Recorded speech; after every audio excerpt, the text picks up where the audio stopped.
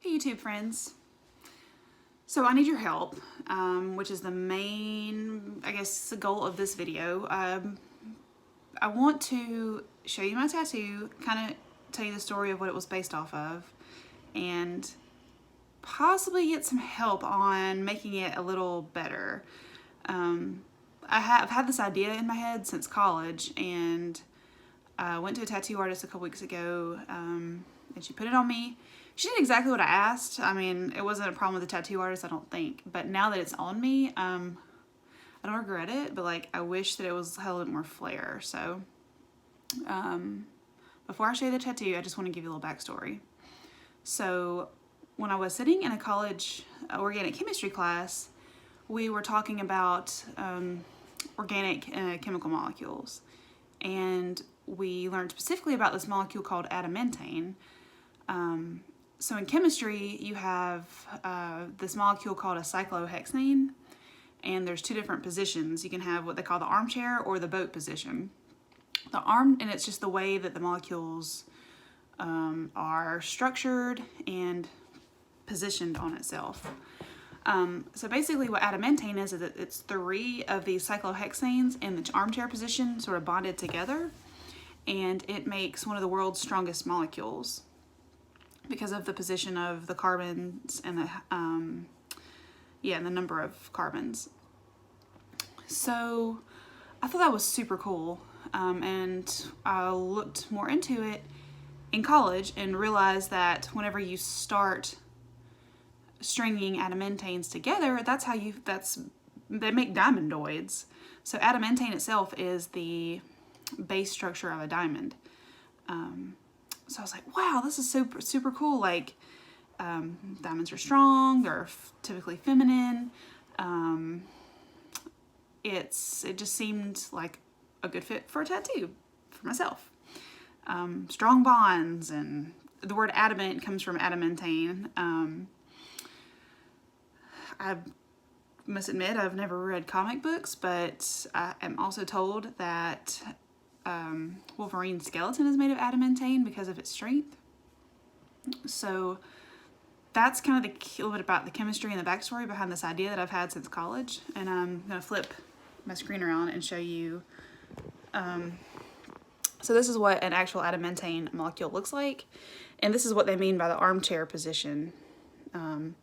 This is actually 6, 1, 2, 3, 4, 5, 6. So cyclohexane. And then of course there's another here. You can kind of see it here. 1, 2, 3, 4, 5, 6. And then here's the face of a cyclohexane here. So 3 cyclohexanes together to form adamantane in the chair position. So when you start building those adamantanes together, you get something that looks like this.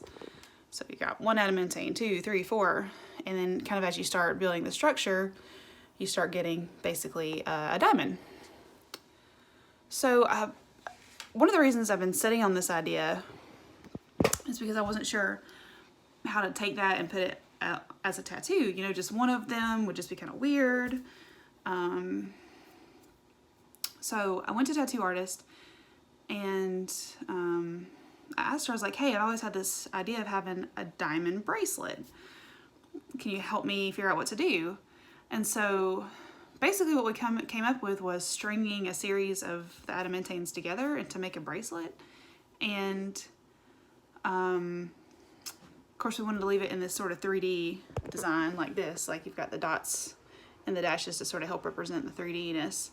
I didn't want like colors necessarily. I've always been a little bit afraid of a colored tattoo, but I did, she did suggest doing some different colors so that you could see the contrast between the different molecules. So I chose like a light gray, a purpley gray, a blue gray, and like almost like a black. Hopefully to get the same 3D effect. Long story short, here it is. Boom. But now that it's on, it's not really what I imagined. I mean, this is my diamond bracelet. So I got exactly what I asked for. It took a very long time to actually put this on me, because if you don't line up the lines exactly right because of the shape of the chemical bonds, like it just sort of gets wonky. Like the first time she put it on, it like sort of drifted this way, and then it drifted this way. And then of course the number of these to make it actually wrap around my wrist So we actually had to put just 2 back here on the back side, sort of as a clasp. So first of all, the problem is that the colors did not pop like I expected. So, you know, you can see, the only one that you can really see any difference in is sort of this lighter gray one right here. Second of all, I mean, it's pretty cool.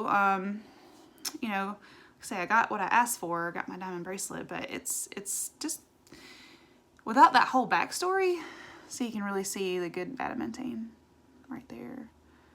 Yeah, you can see it well. But without having the backstory, it just sort of looks like a weird tattoo on my wrist here. So I've been trying to brainstorm ways to sort of make it pop, like maybe going back and like, because she warned me that it, you know, you can't go back like with lighter colors on top. So I've been brainstorming like maybe outlining the lines in like a different color, maybe like shading some of it in with like a different color, so maybe like a light pink or like a light blue, maybe a combination of those, or like those 4 different colors, because most of the tattoo is 4 adamants together, with the exception of the 2 that sort of serves as the clasp. I've thought about maybe just leaving, you know, that the molecules that really look like adamantine, that really pop out, like this one for example, because you can really see the chair. And then maybe just like putting like some other design, like maybe on top of these. I'm not really sure. I need some help.